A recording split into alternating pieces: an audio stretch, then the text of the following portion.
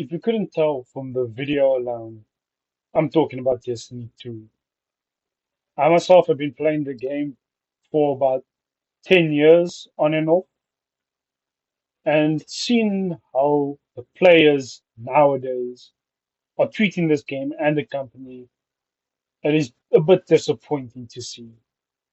Because I can tell you for a fact, it is abysmal, and there is no need for this sort of treatment towards Bungie.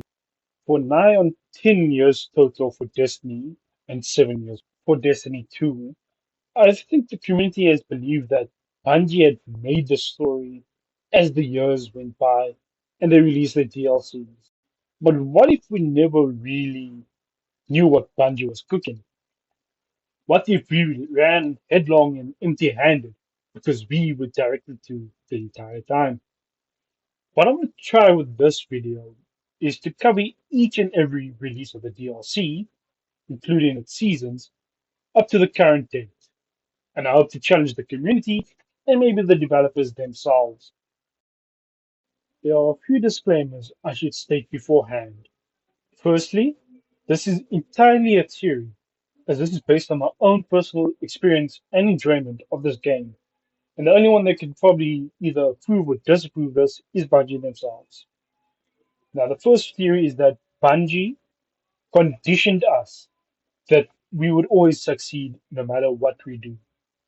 Secondly, Prismatic was a goal of Bungie since Forsaken that was released in 2018.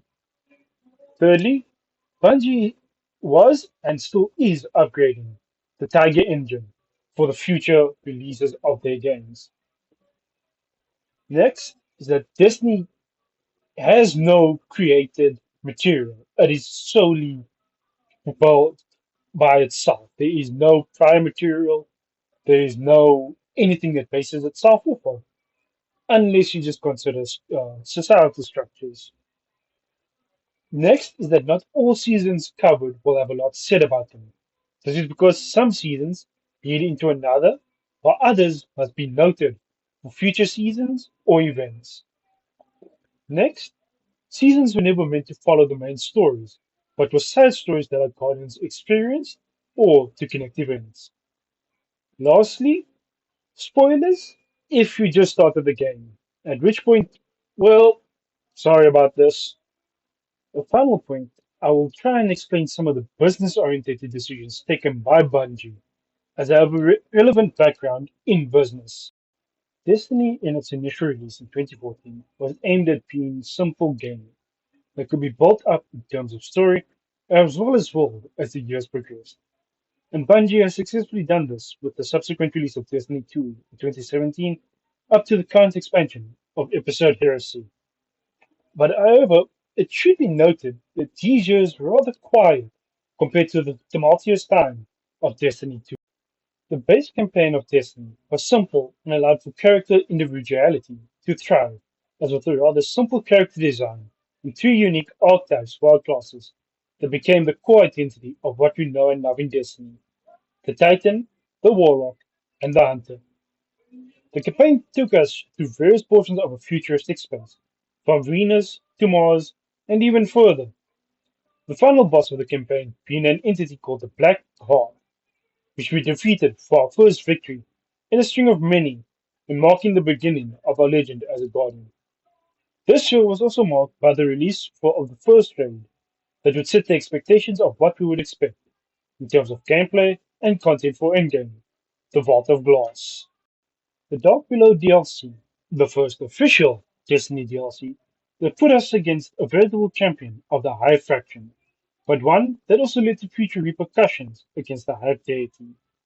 It saw us assisting Eris Moon in avenging her fighting by defeating Kratos, son of Arts, during the Kratos End raid. This would become our second victory in our Guardian journey, but sets up the events that would soon change the course of future DLCs and understandings of the role we ultimately play. The next DLC was House of Wolves. It was a rather small DLC, but it introduced us to the most unkillable fallen boss to date, Tanix. In all likelihood, we'll probably face him again, and we'll kill him again. This was a DLC to add to another list of victories and to help the game develop its weapon functionality and potential for future iterations. And after that, we got the Taken King, and what a ride that was! Between the quest of getting Touch of Malice to the campaign ending in one of the most coldest introductions to a boss fight. I mean, that was peak, essentially. And to top it all off, there was the King's Fall raid, which truly gave many people memorable moments between killing the boss or just pushing your friends off the edge. Rise of Iron was the final DLC that was released for Destiny. It gave us a new quest, new powers, and even the return of the beloved Gjallarhorn in a new form. This DLC was a reasonable conclusion to our story as Guardians. As you can see throughout this brief 3 year period, we've got a wide expanse of world and various conflicts that has occurred, still occurring, and will occur in our efforts to ensure the universe as we know it is safe. But as you can see, I don't much have attachment to these 3 years, as for many, we were all just beginning maybe university, and we didn't have much time to put into the game.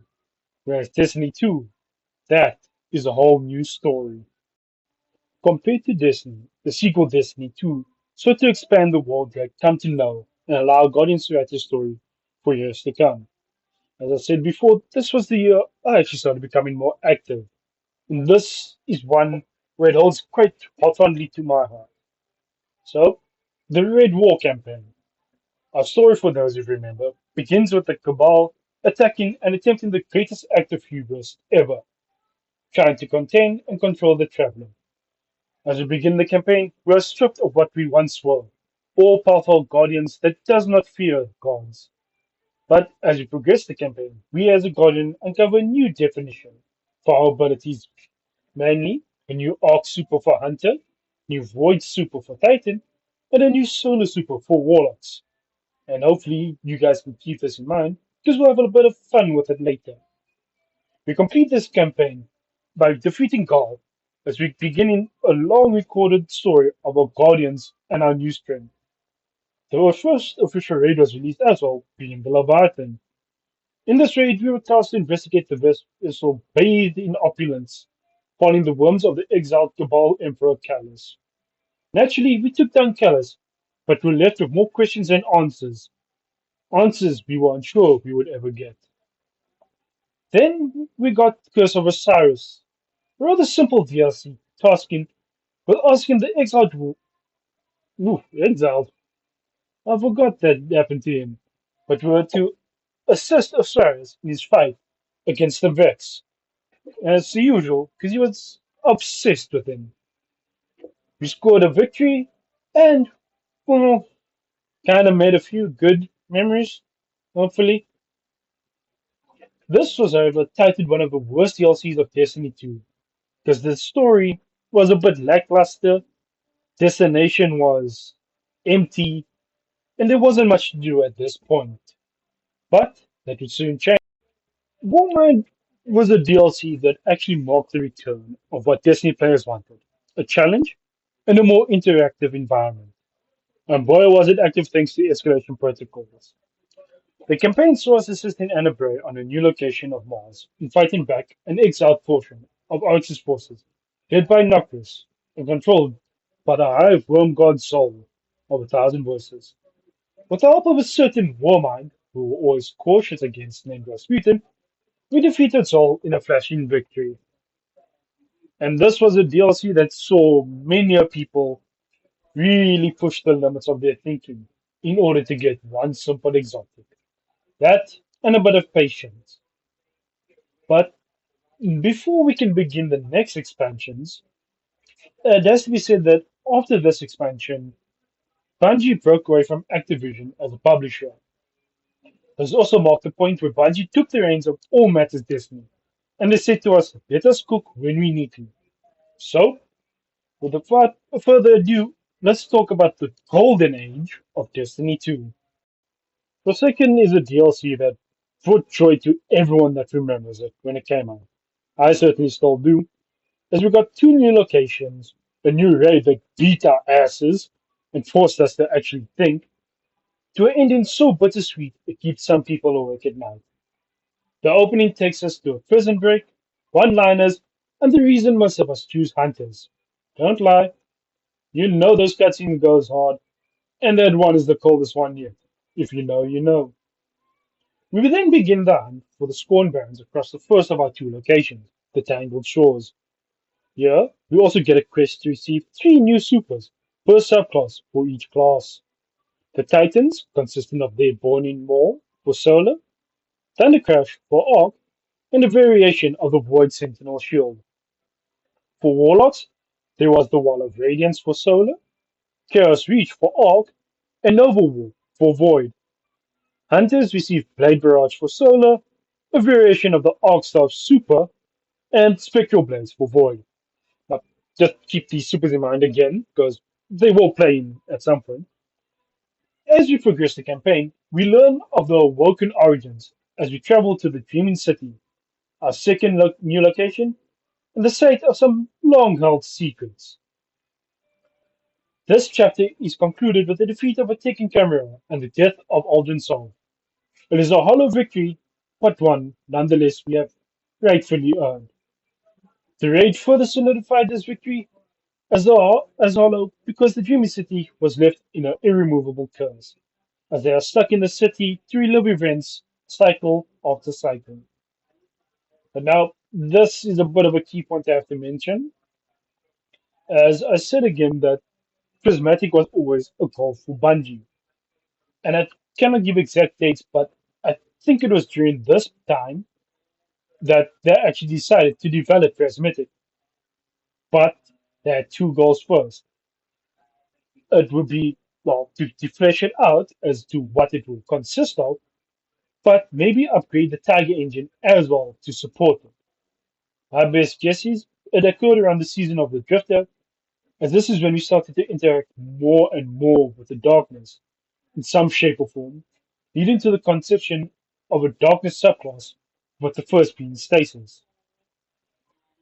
Also, when you look at the viaduct of the final shape when it was released, the concept art was shown for Guardian reading both Solar and Stasis. Considering the time it would take to develop, test, and iterate on Stasis before its releasing beyond light, significant time and resource would need to be invested into it. This time investment would also require the Tiger engine to undergo upgrades to properly allow for the mechanics to interact and not override each other when used. I'll explain more when we get there. Now we get to the season that made lore buffins and puzzle lovers celebrate, bold crafters lose air, and the community collectively lose their minds on three simple letters. You can't change my mind about that. I know what it is. This season was simply a cleanup season, as the enemies sought even more methods to defeat us. With iconic moments of the season being the toaster, the sparrow everyone from the living daylights out of, always on time, and copious amounts of time spent farming forges for one simple roll of a weapon. The season also introduced a raid that gave many players a taste of what SRL, or Sparrow League Racing, was, and a grenade launcher that always cooks when the seasonal artifact focuses on grenade launchers. Bungie, please, SRL, can you bring it back, please? Next, we have Season of the Drifter. As stated in the interlude that was there, I believe this is where the stasis concept began, and talks about Prismatic would further develop. This season saw us delve further into the anomaly, the giant space thing attached to the Drifter's vessel, and where we would challenge conjured foes of our past in a challenging gauntlet. This was also the season that Gambit was revamped and replaced with Gambit Prime, the main form of Gambit now played. Now, this, as I stated before, this is also where we slowly get more in touch with the darkness. And we've also heard stories of a few delving into it and losing themselves.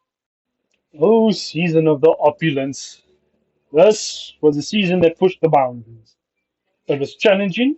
It gave us our first taste of target farming aboard Kellis's Leviathan again. But it was also quite a challenge, as if you didn't have good communication skills or you just couldn't listen at all, you would have trouble even completing some of the encounters. But that was all a prelude to what will be soon coming. As next, we have Shadowkeep. Shadowkeep was a brief campaign that saw us returning to the moon to assist Earth's moon once again in fighting Kurtis Brood. We discover a pyramid, one that is able to conjure the nightmares of any individual in its vicinity. The entire is more damage control, as a true enemy still remains hidden. But as we can see his influence beginning to take shape. We later come to learn this is due to a particular individual called Nazareth, a particularly cockroach-like villain. It is also at the end of this cutscene that we see what awaits us if we commune with these pyramid statues. Now, before we get into the seasons, just another brief interlude. Since the release of Opulence till about now, Bunch has had roughly a year to build and iterate on Stasis. At this point, the question became of how to present Stasis and how to make it unique for build crafting going forward. Again, another guess on the time is that the form was fully solidified as fragments and aspects we know now at the end of Season of the Worthy. Now, before the release of Stasis, the Tiger engine would need to undergo upgrades to facilitate the new subclass and allow for review of what the engine still requires. So, let's get started with the first season of Shadowkeep, the Season of Undying. This starts, as usual, with preventing a Vexmine from trying to collapse all the timelines to suit them. We also got the next raid that sent many to anger management, Garden of Salvation. This was a simple season at aiming to help us explore the moon and give us a new reason to hate physics. Yeah, no, Divinity Round should not be that hard. Also, just stand still. If you get told to stand in one spot, stand in one spot. The next season was Season of the Dawn. From a game mode that proved Bungie can really cook, to a mission that had everyone stunned. In this season, we were tasked with assisting Osiris in bringing back Saint 14 by running through the corridors of time until we found one we could properly pull him from. This season was a key season for both lore and gameplay reasons. The lore side was that we had essentially created a paradox that not even the Vex could interfere with in order to save Saint 14. To a mission that everyone's suddenly trying to get a PhD in quantum physics just to actually properly complete. And I still have my original rolls of some of those weapons, and they are still good. Next, another small season, one I will admit I didn't play a lot of, Season of the Worthy.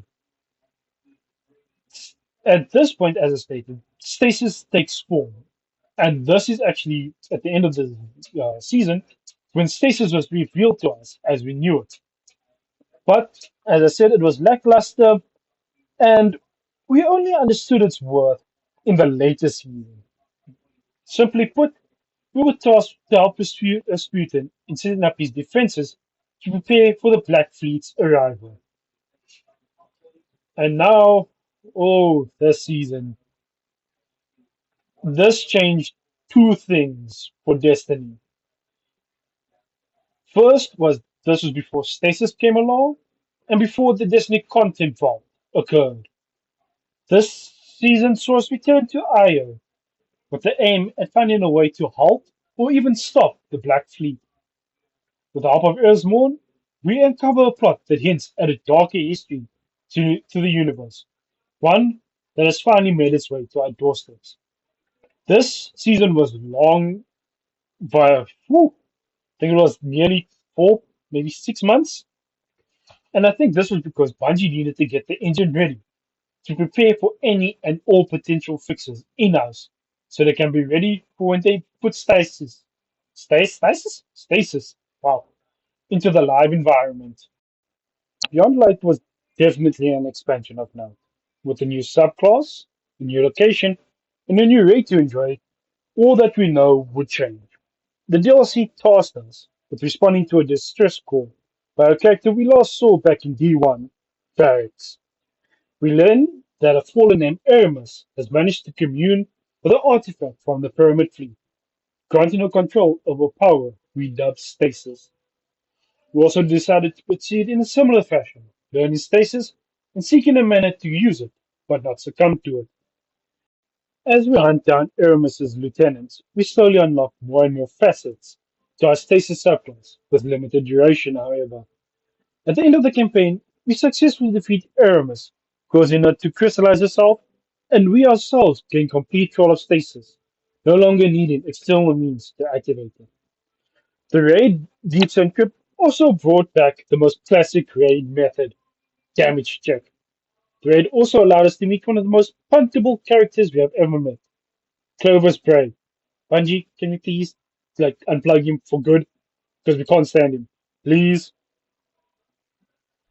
And so we get to the first season that sees us bailing out Osiris as he has been rendered lightless, with his ghost Segura dying. We are also given a shock as we discover Alden Sol, once thought dead, is now alive under the alias Crow and working for the Spider. We go throughout this season hunting the acolytes of Zivora, the High God of War, in an attempt to stave her off gaining a foothold in the Sol system. We were also aiming to free Crow from the servitude of the Spider. This season has a heavy weight as the events in it would only be felt later down its line. Now we get to the season of the Chosen. Ooh, what a story! And a very good meme, which really should have been in the game. But the season saw us taking on the Cabal, but this time under an unlikely leader, Empress Titan, who also happened to be the daughter of good old Talos. This season saw us challenging the Cabal according to their own customs, known as the Right of Proving. Upon successfully beating Keitel's champion, a cooperative agreement is reached between us and the Cabal faction belonging to Keitel. This, not before we treated the greatest throwback scene possible. Did I mention this earlier in this again? In any case, at this point, Bungie has actually discovered the perfect manner to create Prismatic and how to turn bold crafting into a unique playstyle. After the first two seasons of Stasis being in the life system, with Bungie tweaking strengths of supers to ability durations of Stasis, the fragments and aspect systems proved to be the most well received way to build classes. So now, what's the aim? How do we bring the existing light-based subclasses into equal standing with Stasis for Prismatic? It's simple. We build them into fragments and aspects. The two seasons become simple then. Identify key factors or words that define the three light subclasses and build the fragments and aspects toward what become the key kit for these new subclasses in its subclass 3.0 form. Jumping ahead there. But we get to Season of the Splicer, a rather interesting season as we assist Mithrax in fighting against the Vex in their own simulation. But through this, we also discover a hidden threat that came in the form of a long-standing prejudice that has been held by the future Volcar. His sole purpose was to prepare for the upcoming war, a war that will heavily damage the lost city. A small victory before the revelations that shape all that we had come to understand during this year would be revealed to us. Season of the Lost is the final season for this expansion. It was another lengthy season, but one with heavy implications, as this season ties in with Season of the Hunt, as we find out Savathun has somehow actually been controlling Osiris this whole time. Whether it was good or bad didn't matter, as the sole goal became, with the assistance of Mara Salt, the removal of not only Savathun from Osiris's body, but also her womb. We proceed to, over the course of time, delve into the Dreaming City in order to provide power to Mara Salt. And, while some of us suffered at the hands of RNG for Catalyst, still glad I got that before him, while fighting off the forces of Zivora, who herself is trying to claim Seraphim's power for herself. A rather simple ending to the DLC and the year, but our job was just beginning. And from personal experience, I can say this was my favorite season, as I still have one of the most used weapons in my arsenal, the Vulpecula, when we could actually farm for double perks, which was nice, and before some of them even got a buff. Witch Queen was a pivotal season. It brought us surprise after surprise because it simply started us off getting to Mars that had somehow reappeared, but also a portion of Savathun's throne wall. After coming across a small piece of metal, we later move on to find out that the Hive and Ghost can somehow work together. After hesitantly crushing our first ghost, we proceed to make our way through the throne room until we meet the Hive Ghost that will reject what he has done, Finch. But as we progress the story, we discover slowly but surely we have been playing into Savathun's hands. As we use this new power we found to somehow bring back memories or to view them, we had unknowingly helped Savathun regain hers as we learn how the Hive came to be, where they actually started out, as well as how they even got the gift of light from the Traveler. As we found out, they would have been the first Guardians rather than us. After defeating Savathun, we were treated to the Disciple raid. One, we were tasked to defeat a disciple of the Witness, one who had previously just learnt of, and now we have to fight soon. But more important than the raid or the story was actually the seasons, in my opinion. Simply put, these next 3 seasons would actually determine what we would put into the prismatic kit. Starting with Season of the Risen, where Void took the focus. Here, weaken and volatile became the key words, and all classes gained access to each other's abilities. That means Hunter's Invisibility, Titan's Overshield, and Warlock's Devour were each given to all subclasses. This season just simply saw us discovering or uncovering a plot by Savathun, or rather some of the acolytes of Savathun, to capture guardians and use their lights in a rather dubious ritual. It was a simple season. It gave us some really nice weapons, but it was the next season that also gave us another good kicker. Our next season that brought our subclasses into the new fold and prep for Prismatic was Season of the Haunted, this time focusing on solar. The keywords this time being Scorch and Ignition, but also align all classes to use all the grenades, just like the previous.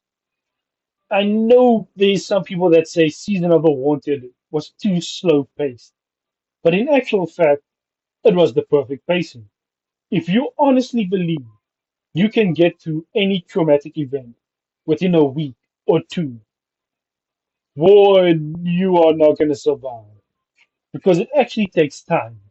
Even though the main gripe was the main structure of week to week waiting was not effective, it actually served its purpose because this time the focus was not on us, but rather on our counterparts that was assisting us through that season, as they themselves had to prepare to face that which they called nightmares. And so, Season of the Wanted was an a very experimental time, as we also got a new dungeon called Duality, which further shined the light on Callus and her relation to Kaito. Is? Wow. Sometimes you forget the law can really be weird. But I'm digressing. Season of the Haunted was a good season. People just don't like its storytelling. Then again, this is also you can see the time that people started not wanting to play the game just because they weren't getting things done their way. They wanted everything to be quickly handed to them and no longer wait. But that's a story for another time or in a bit. We now have Season of the Plunder. Oh, the most hated season, but a pivotal one, as it brought to us a new, fresh look at Arc, with the new Arc keyword being Jolt. This allowed us to do some extra damage to whoever we were fighting, but it also allowed us new supers and aspects as well, as they had reworked a lot of the more outdated forms of Arc into the new classes. So Hunters got the Gathering Storm, Titans got their new, let's say, punch, even though that's all they do. Consecration lovers be happy. And Warlocks got a new thing or a new way to use their Arc Souls. This also helped determine or that would be coming in soon with Prismatic. And if you don't know what I mean, it is simple. Throughout these 3 seasons, what Bungie would do, they would look at what is the most used melee, what is the most used dodge, aspects, even fragments, and what is the most used grenades. And whatever that came out to be would actually be what they would put into the prismatic kit. We'll get there. Trust me, we'll get there. There's a lot to get through before first. Season of the Seraph was this year's final season. A rather simple one, as we were tasked with helping Rasputin stop Zivera from gaining a lot of tribute from war, as is her nature. We simply had to fight and fight to prevent either the Traveler from dying or from Zivera trying to gain power. The season was a little bit long, but it would prep us for what would be coming in Lightfall. And who was Lightfall a period? I will say this, I personally enjoyed Lightfall, and the rest of you can fight me some other time. But it was a good season. You just can't see that. And trust me, I'll explain why. Ooh, and here we go. Lightfall. This is going to be quite that landing strip beefy because this year was just contending with everybody. Let me first state this. Lightfall was never an expansion that used cut content from Witch Queen, despite the community's popular belief. When the next 3 years of T2 was announced during Shadowkeep, Lightfall was a stated DLC. Many players that experienced this campaign claim it was lackluster and served no purpose but to give us strand. So if you hold this opinion, well, let's just say it, you're a tiny one-year old baby that can't think for themselves and realize that you were never meant to succeed. Suck it up. Our failure came because we charged straight ahead, and we have done this often in the past, and we never really slow ourselves to realize we do not have the means sometimes to do so. I'll summarize the campaign because well, I have to speak about it in its entirety, and I'll explain some points to back up myself. We start off with the cutscene of the witness right at our doorstep and unleashing an attack that renders the harm in a lockdown state. We also see our guardian boarding a Cabal ship headed for Neomuna after the witness finally locates the Veil through the Traveler. We land on Neomuna by means of a Cabal drop pod, and we didn't kill any Cabal, a missed opportunity Bungie, could have had some good karma there, and run through the streets until we encounter a strange new energy that we can interact with. Upon this interaction, we experience a new manner of power, but at a hefty cost. We also meet the Cloud Stratters, Rohan and Nimbus, the defenders of Neomuna. Upon some discussion and some eavesdropping onto the Cabal communications, we decide to infiltrate Kellis's flagship, the Typhon Imperator, where we discover a device called the Radial Mast. We discover that the Radial Mast is emitting paracausal energy, which is similar to the Traveler, and the means by which we use our abilities. We fail to destroy the Radial Mast in the moment as Callus interferes with our attempt. After this, we quickly try to halt the Vex invasion and attempt to learn to control this new ability dubbed Strand. We have minor success before we have to quickly rush to a portion of Neomuna to stop Callus from activating the radial Mars. We come close, but hindered by the exhaustion from using Strand, leading to Ron sacrificing himself to destroy the radial Mars. With this act rain heavy on us, we take a different approach to Strand, in which we try not to force the use of it, but rather let it occur naturally.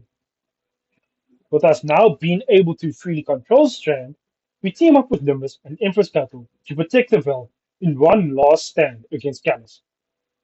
We hold these forces at bay, with Cattle giving us the support to head directly to the Vel in order to protect it, learning that Callus has begun making his way to it as well. Upon reaching the Vel, we discover its skill is much greater than we could imagine. After a battle and victory against Callus, we are greeted with the worst possible outcome.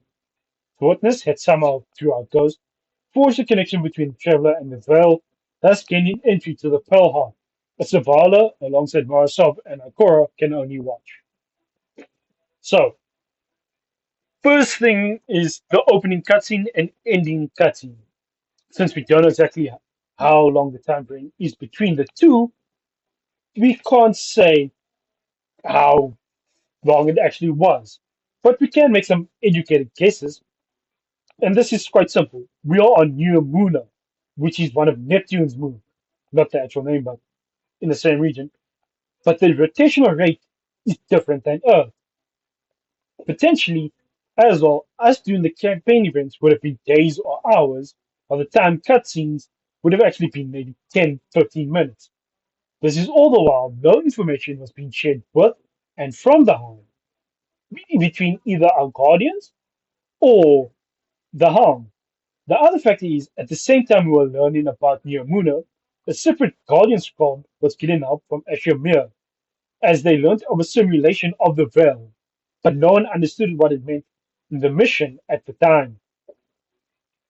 The next point is that the story, some people say it was poorly written because we're not given context to what the Veil was, what the Radio Mast was, or even what was the point of the campaign.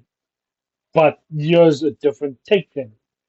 We are literally, as Guardians, rushing to events as we just followed Osiris, and he himself was rushing out of a sense of urgency based off what he had learned from Sabathun. We were the ones that left ourselves with no time to assess all that was going on, if we noticed through the summary of expansions. Other thing is, I left out one key fact. We Guardians always shoot first and ask the questions later, or when situations escalated beyond our control momentarily. Very rare is the case we slow down and ask about the situation first and try to understand what the implications would be.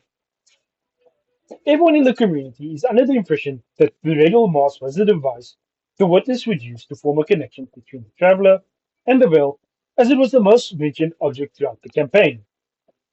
But what if the radial mask was just the means to force us to the veil? What if everything we did was in order to deny the witness access to the veil, was instead how we would open up the portal? Simply put, we as Guardians were the true means to connect the veil and the traveler, as we are the only people who would be so brash in our actions that we would not notice the truth in, because they had one thing in the system that the witness could never properly access.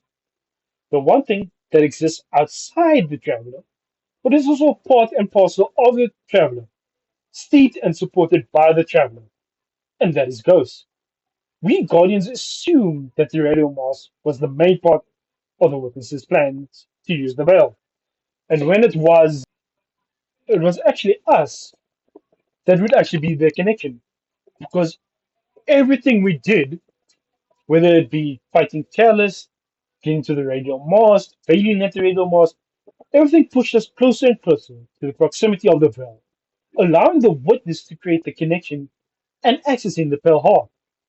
But obviously, there's going to be people in the community that says, but the witness wouldn't be able to do that, or something along those lines. But we have never really been able to get a leg up or predict what the witness has planned or intended. The last point to prove this right is the comments on the characters of the Cloud Shrouders. Many say they were lackluster, played no valuable role, but that's because we didn't have time to get to know them. Everything we did on Neomuna was rushed. We had no time. We went in headlong and empty handed. That's why when Rohan sacrificed himself, we felt no anything. We just was like, oh, he has died. It's because we never had the time to understand him. Then, if you want to point out, oh, but the Veil containment missions, that's because we only now had the time to properly take stock of what has happened. We actually had the time to say, what is there for us to read or to look at? And that is when we discovered the dark truth that was actually hiding below the surface. So let's get into the seasons. The first season being Season of the Defiance. A rather okay season, but the main impact was more on Sabala, and it slowly pushed him closer and closer to an edge he didn't know he was reaching. That is simply due to Amanda's death. To the player, it was whatever, but to Zavala, he had watched her grow up and he had taken care of her. And to see and hear of her sacrifice made him question the tenet that all guardians know. Devotion inspires bravery. Bravery inspires sacrifice. Sacrifice leads to death. And Amanda had done just that. She had sacrificed herself to save many that had been captured by the Shadow Legion. This season was just more simply us doing a bit of cleanup in the wake of Callus trying to do his bidding of the witness that was tasked to him. But more than that, there was another important and more pivotal season that followed, and this was Season of the Deep, as this slowly plunged us into what would become the last few moments before we would have our inevitable fight. Season of the Deep tasked us with actually going back to Titan to find Sloane, who had somehow survived all this time in the depths of Titan. Through this, we learned of one of the Leviathans, Asa, who, at the end of the season, and after all our efforts to help her, gave us a naturally and very unnerving truth. We had to seek the help of Savathun if we wanted to get through to the witness and into the traveler. Before we get into the next season, I have to mention this, as at this point it would have been 2 years since anti-cheat was put into Destiny by means of Battle Hour, and people were complaining why is there still cheaters. Well, that is actually quite simple. There will always be cheaters as long as there is someone willing to pay to cheat. The problem with cheating is it is not just as simple as, oh, get wall hacks, see through enemies. No. In order for that cheat to work, you have to manipulate the game system into actually saying, hey, this is what is actually happening rather than what is actually occurring. And I'll demonstrate. So I'm gonna try and oversimplify how cheating works and how the cheat detection system works. So in a normal system, as best as I can explain it, your coordinates as stored by the game is say XX can maybe represent 1 1 and YY 2 2, and that would be your base ground level. And so when you move in any direction or action, it gets now stored as say 1 2 or 8 9, and that becomes your new corners until it reverts back to the base. But however, okay, with cheating, you still have the same base, but it's not actually the right coordinates because the person has lied about where they are. Because the system thinks they're at the base, but they're in actual fact at the higher coordinates already, but masked as base. And so it is it is a losing battle that Bungie will never win, and that the players will never win even as well. Because as long as there are cheat makers and cheap buyers, people willing to cheat, Bungie will never win. That's why they've made the right choice to go after the cheat makers. Because they have actually, this is simply because the cheat makers, in order to actually make cheats, you have to rip the game's code, which is copyright infringement on the intellectual property. And this goes for any other game that you play. It is the same thing. So once Bungie has gotten rid of a cheat, the cheat makers now create a new way to mask the code. This time, instead, they just change the coordinates. That way, they only will look for the one, but not the other. And that's about it. I've tried to simplify it as best as I can. I don't know what more to say. Uh, there's much people smarter than me for this. I'm just trying to give you a simple explanation as to why Bungie can never get this right. And that's just because it's a losing battle. No matter how much money you throw into the pot or how much you think just simply banning them will work, they will not get it right. And they never will. That is just the hard, uncomfortable truth. But unfortunately, the chain of bad events doesn't just stop there. As it was during this period of about June, July, that we first heard about the layoffs from Bungie. Now, granted, any time a person loses their job, it is bad.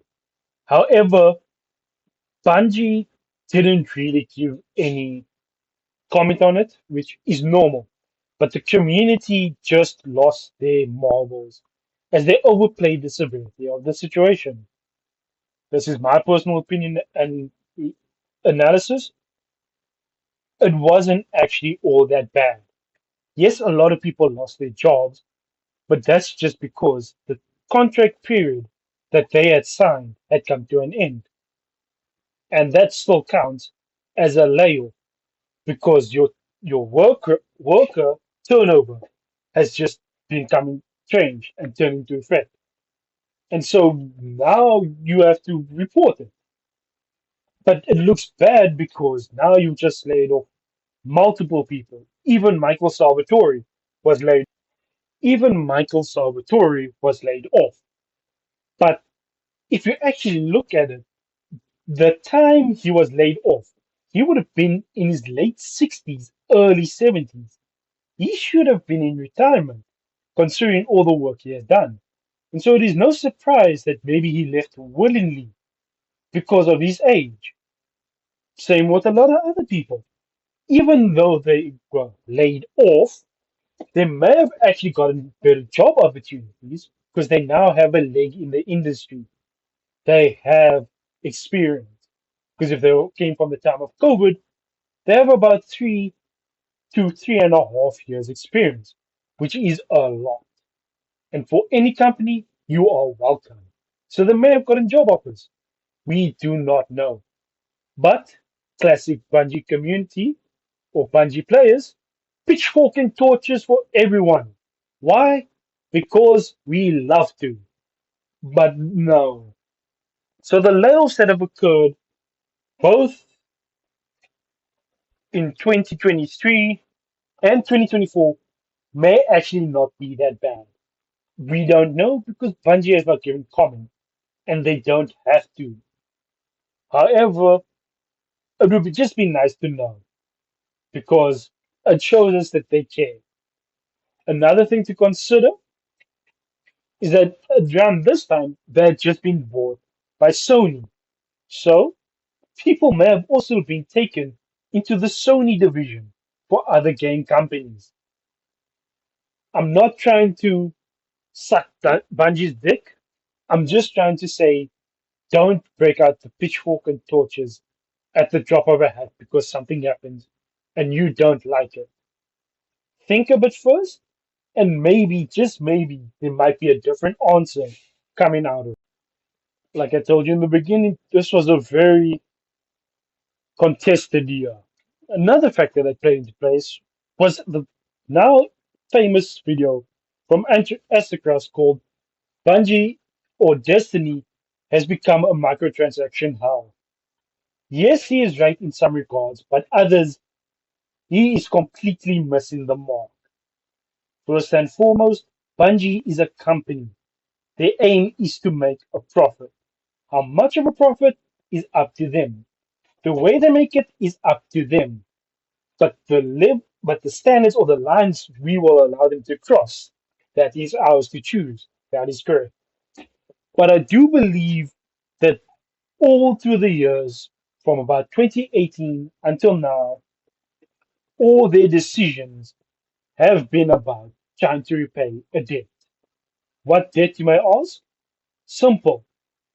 The moment any business relation, and the one Bungie had with Activision, depending on the amount of money or prospective income that can be made from that business, most businesses would include a early cancellation clause.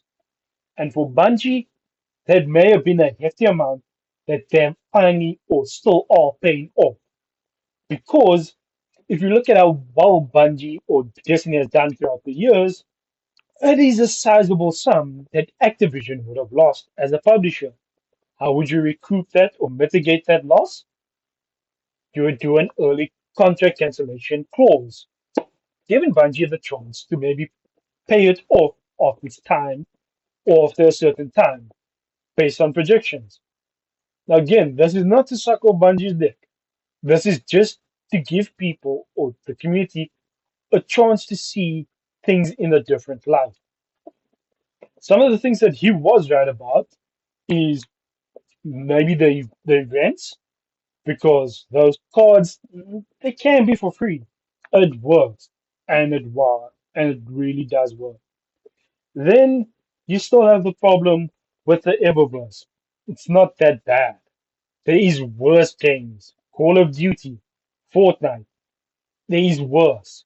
We are not the pinnacle of bad transactions. Star Citizen takes the cake. But just because of that, we should not persecute Bungie for it. We should actually try and see, have we actually made a valuable contribution to Bungie as the community?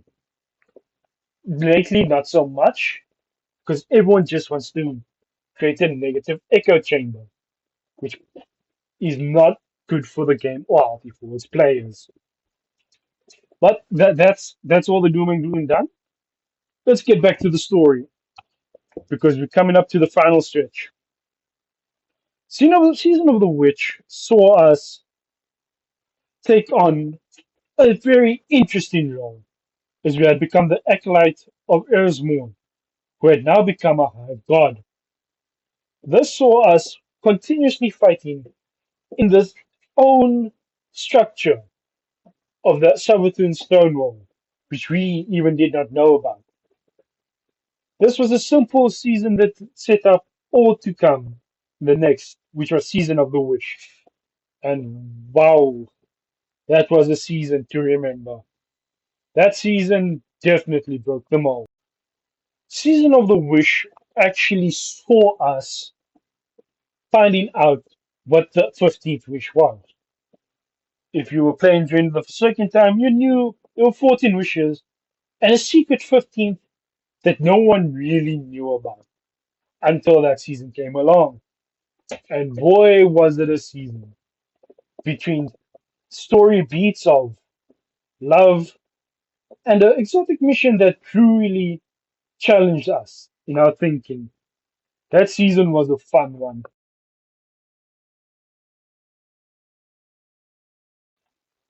This was also the final long season before we'd get final shape. But this was actually intentional for one simple fact. When we go, and this is a spoiler, when we go through the portal, we actually read our memories, or the traveler reads our memories and displays them in the Pale Heart. Now, if the witness had gone through, he doesn't have one set of memories. He has multiple, a multitude, all of which he has to try and contend with before he can actually get to the Pale Heart. And so that would explain the season's length. But now we are stuck with a choice. Do we actually just rush it and welcome people, or do we take the time to finish the preparation of the engine for Prismatic? Because remember, it is at this point we finally got our first look at Prismatic. And what was shown to us?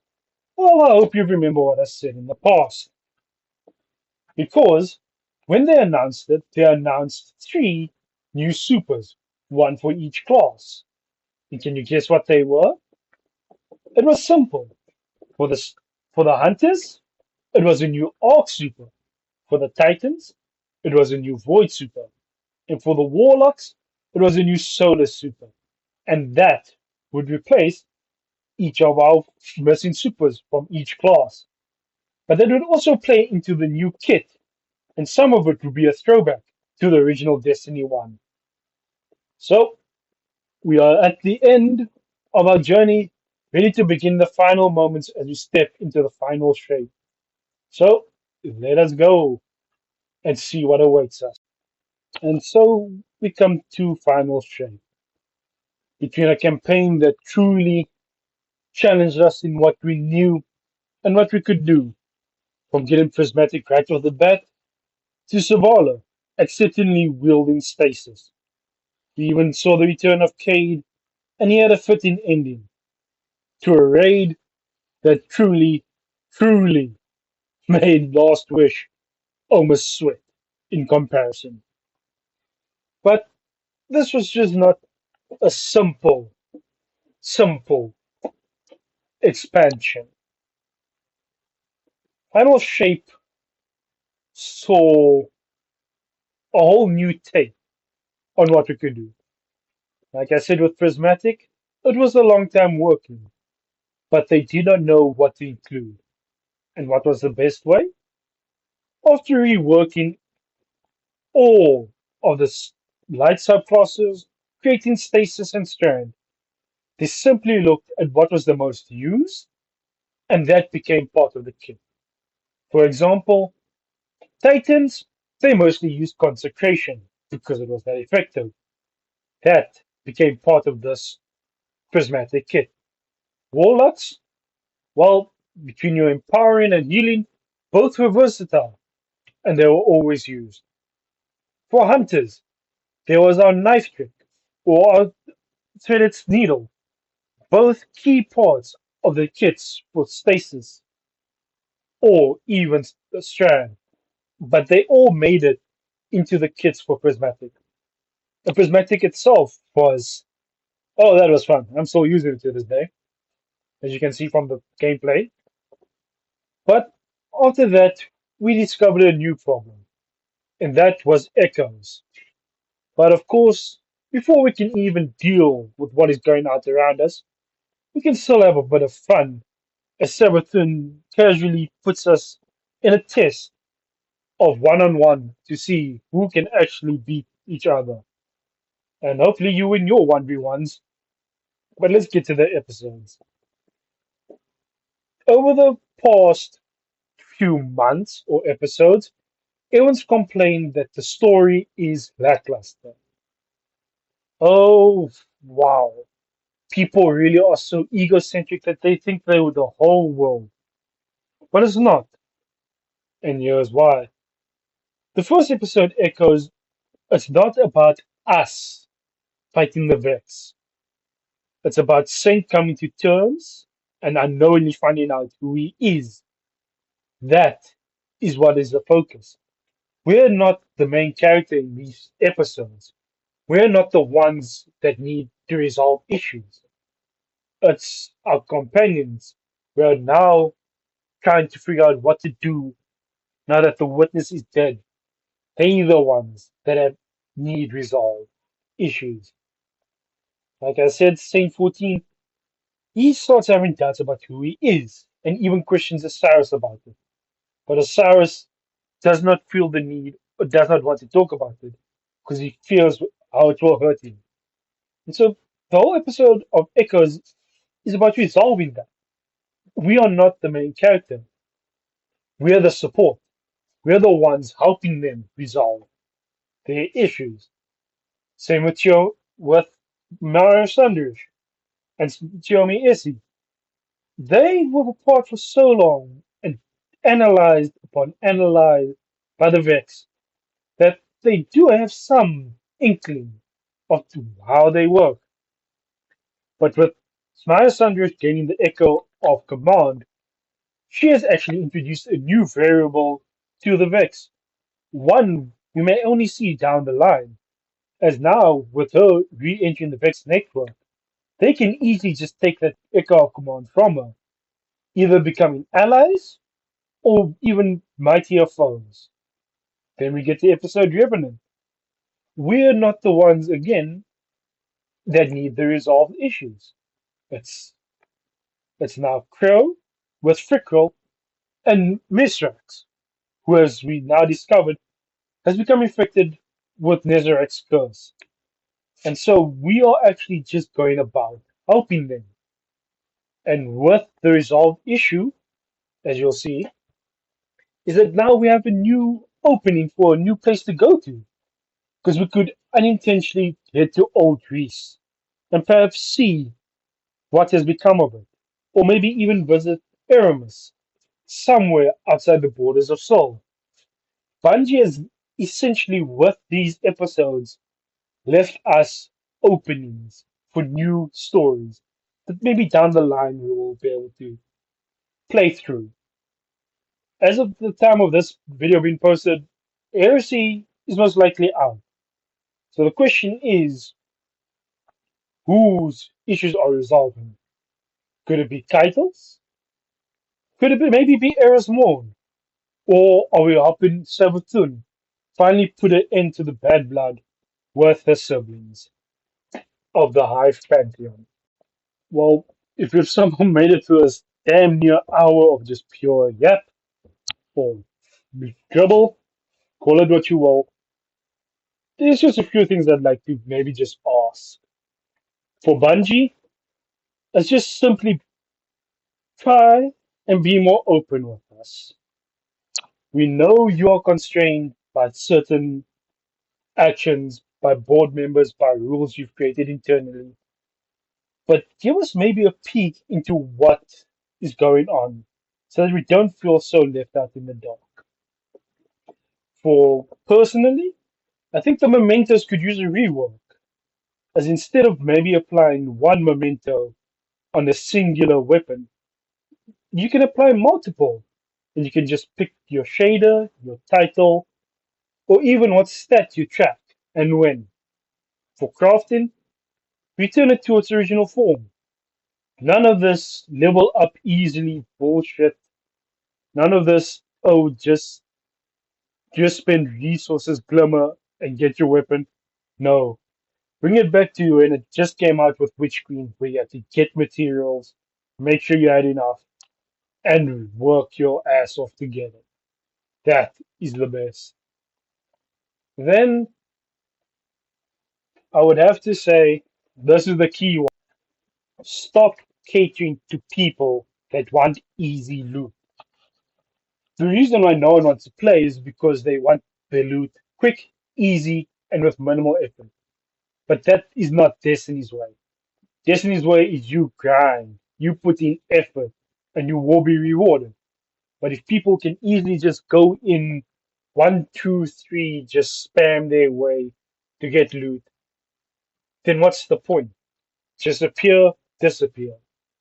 For raiding example, there's so much hate cheesing, and streamers don't help this either, that people just, instead of learning an encounter, they would cheese it and get the loot.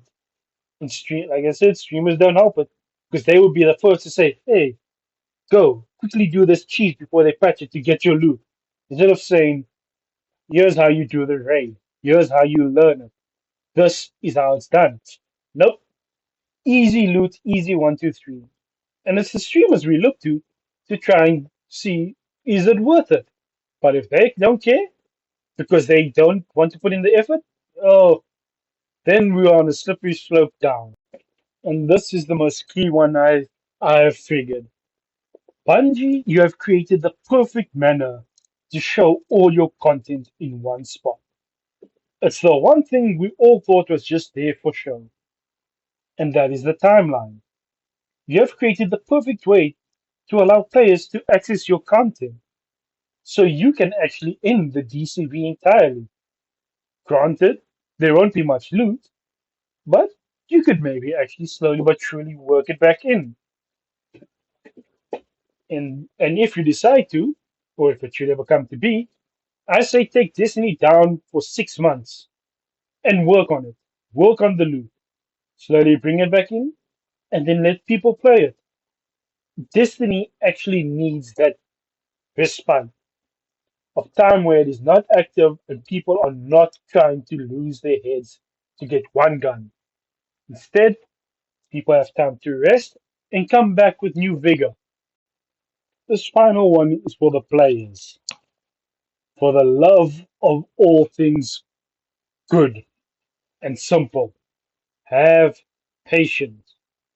Understand the fact that development for this game will take time. Bungie effectively only has 3 to 5 months to develop their system. It's gonna be tight. It won't be 100%. If you want high quality or decent activities, give it time. Don't expect all of a sudden for them to say, here's a new activity each month. Enjoy it. It cannot happen unless you really burn your workers. And that is not good for Bungie. Have patience. They know what they are doing. They need time to work. Next, if you hate this game, get out. Stop playing. Glad said it best. Move the fuck on. If you don't like the game in its current state, leave. You're not the target audience then.